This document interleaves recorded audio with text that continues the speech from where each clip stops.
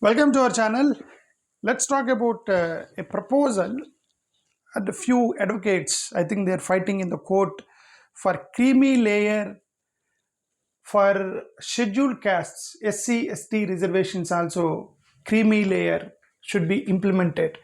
So I just seen this news that I wanted to talk on this and give my doubts. I have few doubts on this. Supreme Court notices to center and plea to introduce a system similar to creamy layer concept for SC/ST reservations. Here, see, to examine a plea, and then issued a notice to examine a plea to introduce a system similar to creamy layer concept in other backward classes. See, this is the problem that I don't know. I'm just asking because I may be having a little knowledge on this, but what I believe is the reservation system implemented for SC/STs, BCs are entirely different, and OC, EWS reservation are entirely different because the SC, ST, BC, these three are different categories. Scheduled tribes were given reservations so that the people who are living in the remote tribal areas to be brought out from their culture and that facilitate them to join with the mainstream society, and they wanted scheduled tribes to come out of their indigenous different culture, and they should mix with this mainstream society. That is the main idea of scheduled tribe reservation. Scheduled caste reservation is that they listed out all those castes which were societally discriminated based on the caste untouchability. They followed the untouchability, so they proposed the reservations to scheduled caste. Backward communities reservations were proposed based on the economic conditions, economically and educationally weaker sections. So they did not face any untouchability. Backward communities, they did not face untouchability. The scheduled caste faced untouchability. Okay, so this is the reason for backward caste. And EWS, of course, for high society people and who are backward and financially poor, and their proposed reservations.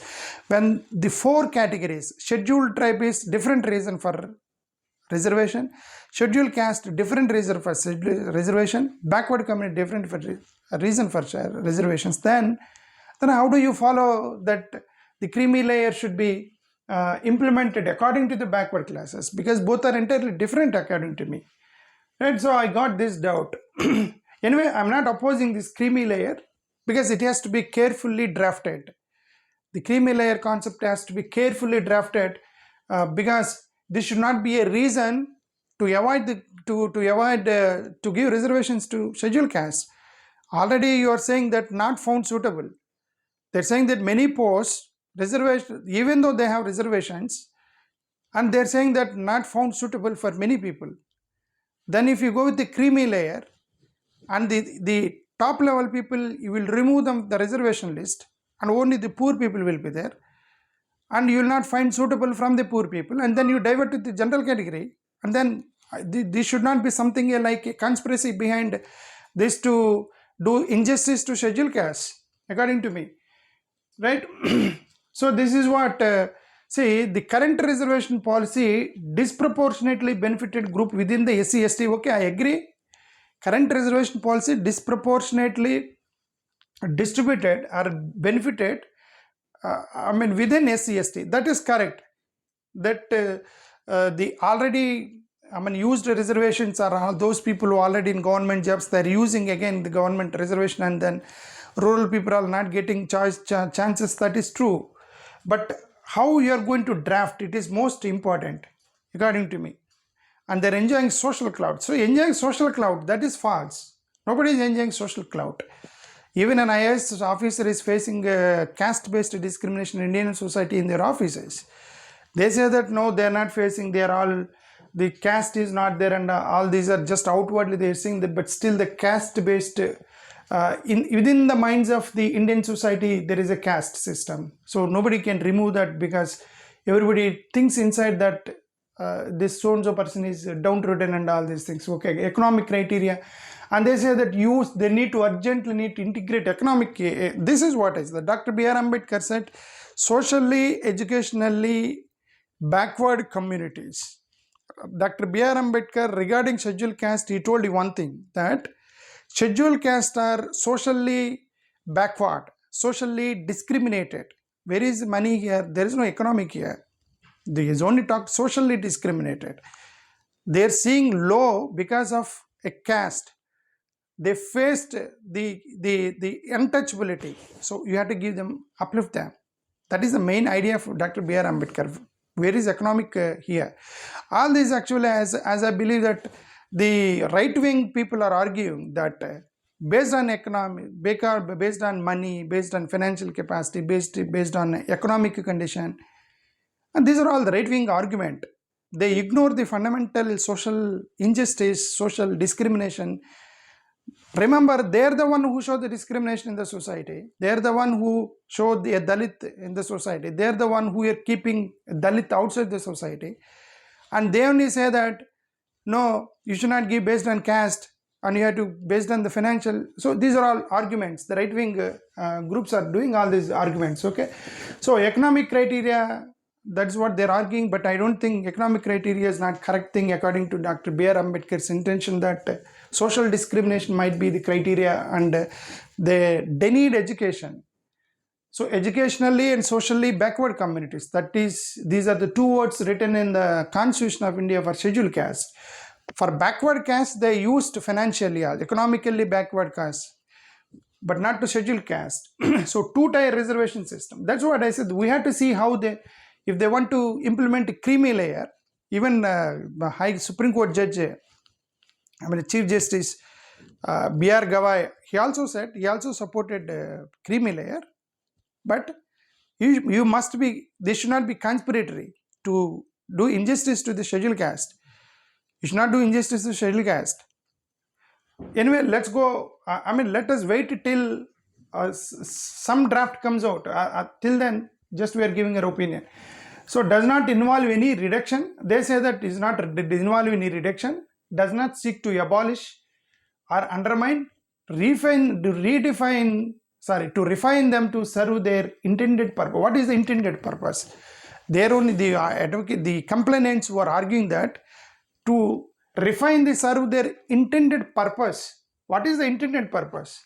Do you know why Dr. B.R. Ambedkar proposed a reservation to scheduled caste? Because they are faced socially discriminated. They are being discriminated in the society. Even in the IAS officers, there is a Dalit IAS officer and there is an upper caste IAS officer. There are instances found, some allegations that outwardly they may not be showing a discrimination. Inward, backward, referential, within the four walls, we don't know. Maybe so many discriminations might be taking place that the Dalits are feeling so. Like what happened in Central University, Rohit Vemula, he said that it is a social discrimination because I am Dalit, I was discriminated by university professors.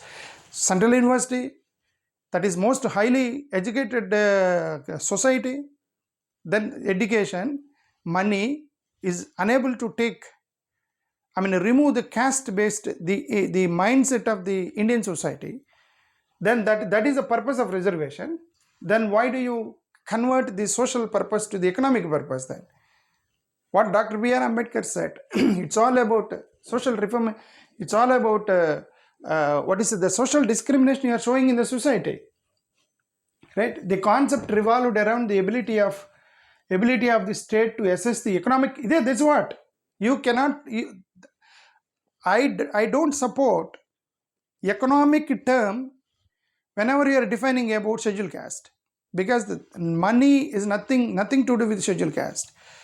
Economic capacity is nothing to do with scheduled caste, because the reservations proposed for scheduled caste not for because of economic condition, it is because of socially, educationally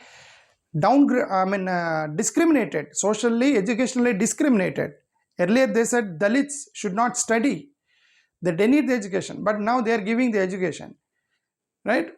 So socially they faced, but you can say that okay, somewhere in the somewhere in the past they have faced. Why should we give reservations now? Means you are unable to remove from your head even till today. You may say the past it is there, now it's not there. Past it is there, now it is there, even in future it will be there, because it is in this culture. The culture, it's all culture that matters. Culture is nothing but your thought process. That is only the culture, right? So the casteism is there in the Indian culture. Then we cannot simply make judgments, do injustice to scheduled caste, as I believe, so as to exclude them from the benefit of affirmative action. Why? That's what they want to exclude from affirmative action. Those who had a car, a IAS officer, he has a car, he has a good job, he has beautiful wife and children, so he doesn't need reservation. This is the right-wing argument. What we say is that he may be having car, he may be having a beautiful wife and children, he may be having a good job, but comparatively to this officer, to those officers who are not scheduled caste, become to belong to general category, who are enjoying the same facilities, do you think there is no discrimination between these two? That is the question point here, right? That we need to understand. And in the constitution regime, see here, different argument, so surprising. That's what the right-wing people, they're actually arguing different things in different way. According to their convenience, they're doing arguments. Here what they said, say, in the constitution regime, there is no caste system. The country has moved into a casteless society. They're saying that. They're arguing in the court that, the right-wing advocates, they're arguing in the court that in the constitution there is no caste, because Article 15, there should not be any discrimination. Caste-based discrimination abolished. Article 14, equality. Article 15, no caste discrimination. Article 16, equal opportunities. Article 25, no religion. Article 19, freedom of expression. Article 21, liberty. All these things, if we talk about all these articles, there is no mention of caste here. That means casteless. Now we are moving to the casteless society. This is how they are arguing. But the same people who are arguing this, they are arguing different way when it comes to Dalit Christians and Dalit Muslims. They say that in Christianity caste is there, caste is not there. In Muslim, caste is not there. In our Hinduism, caste is there. That's why only a scheduled caste reservation only to Hindus, not to the Christians and not to the Muslims. The same people are saying, you here to remove the reservations to scheduled caste, you are saying that India is casteless society. In constitution there is no caste, so we should not give reservations based on the caste, only based on economic capacity we should give. This is the argument they are giving in the court to remove the reservations. To remove reservations to Dalit Christians, Dalit Muslims, and they say that in their caste, in their religion, caste is not there. In our religion, caste is there. In our religion, caste is there. This is a different argument. The same people are doing. See, remember, this kind of, and whenever these people are arguing, remember one common point is that to remove the reservation. One common point, different kinds of thoughts, different kinds of arguments they are making. The common point is not the reservation. The common point is removing the reservations to downtrodden people.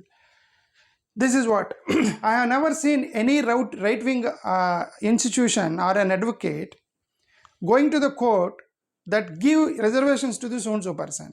They always go to the court that remove reservations to Christians, remove reservations to Muslims, remove reservations to already developed the scheduled castes and scheduled tribes.